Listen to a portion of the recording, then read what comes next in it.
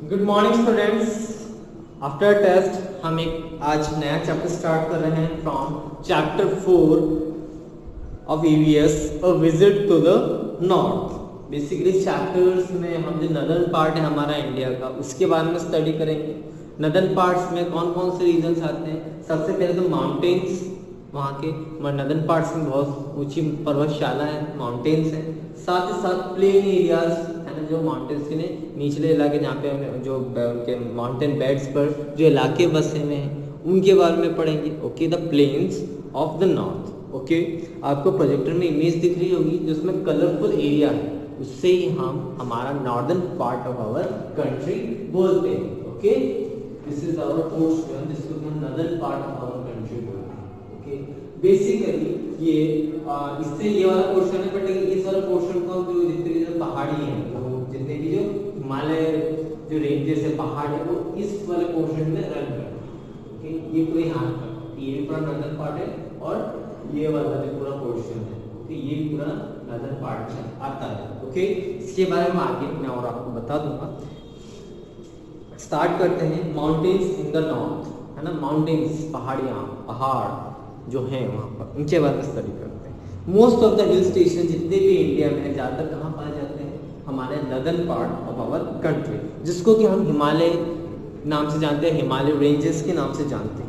और यहीं पर ही दुनिया की सबसे ऊंची हाईएस्ट माउंटेन्स यहीं पाई जाती है, माउंट एवरेस्ट। ओके, जो कि 8848 मीटर्स हाई है above the sea level. Okay, अब ये जो हाईएस्ट माउंटेन पीक है नेपाल में है। ओके, जो कि पूरी वर्ल्ड की सबसे हाईएस्ट माउंटेन पीक है, वो कहाँ पाई जाती है, हिमालयस में पाई जाती है। ये बिल्कुल बर्फ से ढके हुए रहते हैं, बिल्कुल वहाँ पे बर्फ से ढके रहते हैं 12 महीने। ओके, वहाँ से बहुत सारी रिवर्स भी तो होती हैं, जैसे कि हमारी रिवर गंगा, है ना। अब ये हिमालयस कहाँ से स्टार्ट होते हैं, they start from the Jammu and Kashmir, तो हिमाचल प्रदेश, उत्तराखंड, ओके, उत्तराखंड, फिर अरुणाचल, सिक्किम, नागालैंड, असम, मणिपुर, अरुणाचल, त्रिपुरा, मिजोरम, मेघालय, इन सारे जगहों पर ये हिमालय इतना लंबा फैला हुआ है। ओके, इसकी जो अप्रोक्सीमेट लेंथ है, मतलब इसकी जो लंबाई है यहाँ से लेके यहाँ तक, इसकी जो अप्रोक्सीमेट लंबाई है वो है 2500 किलोमीटर, यानी कि 2500 किलोमीटर की लेंथ है। ब्रेथ यानी इसकी चौड़ाई है ना, इसकी जो पहाड़ों की चौड़ाई वो है 150 से 400 किलोमीटर तक, है ना। अब 150-400 किलोमीटर को इन्होंने अलग तरह से कैटेगराइज कर रखा है ना, इनकी विड्थ के हिसाब से, वो हम आगे पढ़ेंगे। ओके, सबसे पहले हम जो इसमें स्टार्ट करेंगे,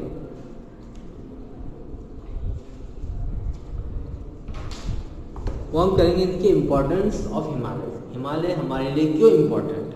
ओके, क्या क्या इनसे हमें चीज़ें मिलती हैं, हम इसका यूज़ कैसे करते हैं। ये एक तरीके से सबसे पहले तो बाउंड्री के फॉर्म में काम करता है, एक तरह से बाउंड्री बना देता है दूसरे देशों के लिए। तो वो क्या, हमारे देश में जल्दी से एंटर नहीं कर सकते इन पहाड़ियों की वजह से। ओके, बाउंड्रीज बनाता है, ऊंची पर्वत है, तो कोई भी वहाँ से इस तरफ जल्दी से क्रॉस नहीं कर सकता है। फिर साथ ही साथ जो ये तो हमारा पूरा इंडियन पोर्शन हो गया, ये वाला हमारा पूरा इंडियन पोर्शन हो गया। ओके, होता क्या है कि जो ये वाला पोर्शन है, यहाँ पे दूसरे देश है, चाइना हो गया, रशिया हो गया, ये सारे देश हैं, तो यहाँ पर ठंड बहुत ज़्यादा है, मीन्स बहुत ज़्यादा ठंड होती है।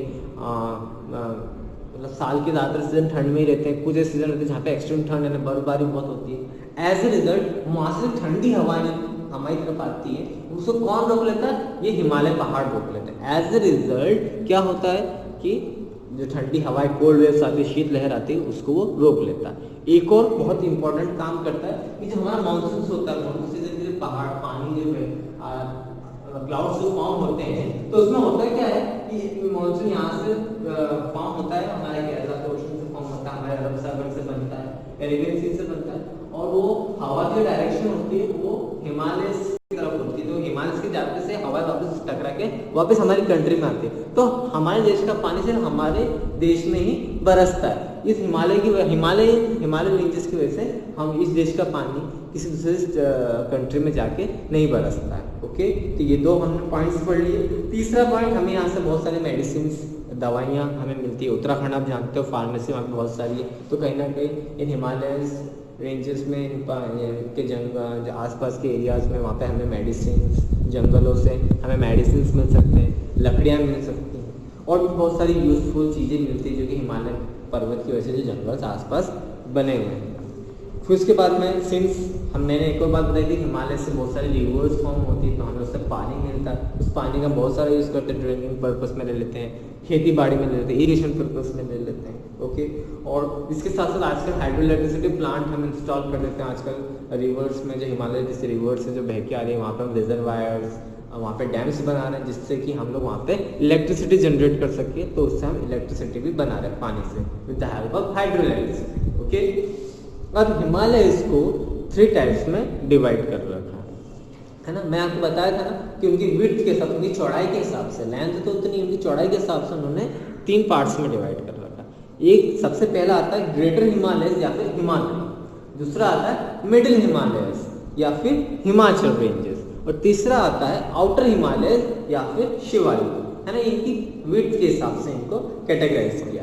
Okay, the highest mountain range, अब जहाँ जितने भी माउंटेन्स जहाँ पे 300 से 400 जिनकी किलोमीटर जिनकी विड्थ होती है उनको हम बेसिकली हिमाद्री या हिमाचल रेंजेस बोलते हैं, हिमाद्री या ग्रेटर हिमालयस बोलते हैं। और साथ ही साथ इनकी हाइट से भी हम इनको क्लासीफाई करते हैं। हाइट यानी कि ये कितने ऊंचे हैं, है ना। यहाँ पर जितने भी पहाड़ है हिमाद्री रेंजेस में या ग्रेटर हिमालयस में, उन सबकी हाइट 8000 मीटर से ज़्यादा ही है, 8000 या 8000 मीटर से ज़्यादा।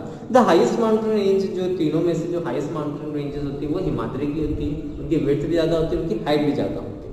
ओके, और माउंट एवरेस्ट मैंने आपको बताया था हिमाद्री रेंजेस में पाए जाते हैं, जिसकी हाइट मैंने पहले बताई थी, फिर से बता रहा हूँ, 8848 मीटर्स। यहाँ से जो रिवर्स, यहाँ से जो ओरिजिनेट होती है, मतलब यहाँ से जो रिवर्स निकल रही है ना, मतलब यहाँ से जो रिवर्स बन रही है वो बन रही है इंदुज, सतलज, गंगा, जमुना एंड ब्रह्मपुत्र। ये सारे रिवर्स यहीं से बन के निकल रही है ना। जो हमारी जो गंगा रिवर है वो गंगोत्री ग्लेशियर, जो गंगोत्री ग्लेशियर है, मतलब ऐसा इलाका जहाँ से बर्फ़ पिघल जाती है, गंगोत्री पहाड़ रीजन है, पहाड़ है जहाँ से हमारी बर्फ़ पिघलती है और जहाँ पानी बनती है और वहाँ से निकलती है, वो है गंगोत्री ग्लेशियर। तो वहीं से ये हमारी गंगा रिवर्स ओरिजिनेट होती है, बनती है या निकलती है। फिर आते हैं हमारे जो सेकंड रेंजेस, जो कि हमारे हिमाचल रेंजेस या फिर मिडिल हिमालय। हम इसको हिमाद्री या इस रीज़न यही है कि जो ग्रेटर हिमालय से इन पहाड़ों की हाइट थोड़ी कम होती है, अप्रॉक्सीमेटली 4000 से 6000 मीटर्स तक यहाँ पे जो पहाड़ों की हाइट होती है 4000 से 6000 के बीच में होती है। इनके अंदर जो जब दो पहाड़ के बीच में, मैं आपको स्कीमेटिक डायग्राम आपको दिखा देता हूँ कि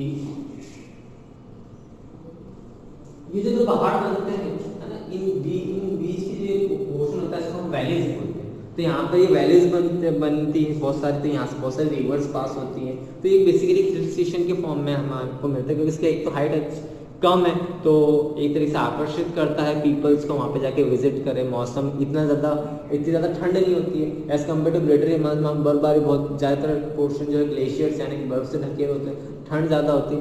बट लेकिन हिमाचल है तो वहाँ पर कुछ पर्टिकुलर सीजन में ठंड थोड़ी कम हो जाती है, तो वहाँ पे पीपल जैसे हिल स्टेशन विजिट करने जा सकते हैं, लाइक शिमला, कुल्लू, मसूरी, दार्जिलिंग, ये सब इन इसमें है।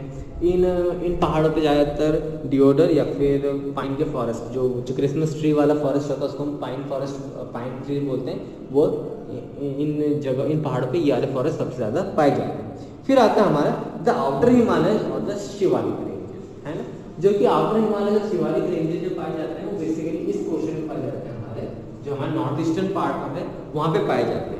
ओके, इसको हम पूर्वांचल रेंजेस भी बोलते हैं। ओके, यहाँ पर जो इनकी हाइट है पहाड़ों की वो थोड़ी कम है, फ्रॉम 2000 से लेकर 4000 मीटर्स तक, ज़्यादा हाइट नहीं है। ओके, साथ ही साथ यहाँ पे जो फॉरेस्ट जो बेसिकली बर्फ से घिरे हुए नहीं रहते, यार यहाँ पे बर्फ ज़्यादा नहीं गिरती है, पर लेकिन ये पहाड़ जो होते हैं ये जंगलों से बहुत ज़्यादा डेवलप होते हैं, तो घने घने जंगल्स पाए जाते हैं वहाँ पे। ओके, और कुछ हिल्स के नाम है गैरो, खासी, जानतिया, ये सारे हिल्स है जो कि पूर्वांचल रेंजेस फॉर्म करते हैं। ओके,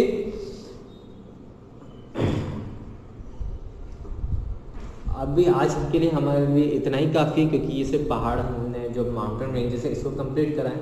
नेक्स्ट लेक्चर में हम इनके प्लेन एरियाज के बारे में डिस्कस करेंगे, जहाँ पर जमीन समतल है, पहाड़ी इलाका नहीं है। ओके, तो वहाँ पर क्या क्या मतलब वहाँ पर कौन कौन चीज़ें आती है, वहाँ पे कौन कौन सी रिवर्स फ्लो करती है, तो वहाँ पे पीपल्स कौन कौन से क्रॉप्स ग्रो करते हैं, मतलब वहाँ पे एग्रीकल्चर कैसा होता है, इसके बारे में डिस्कस करेंगे। Thank you.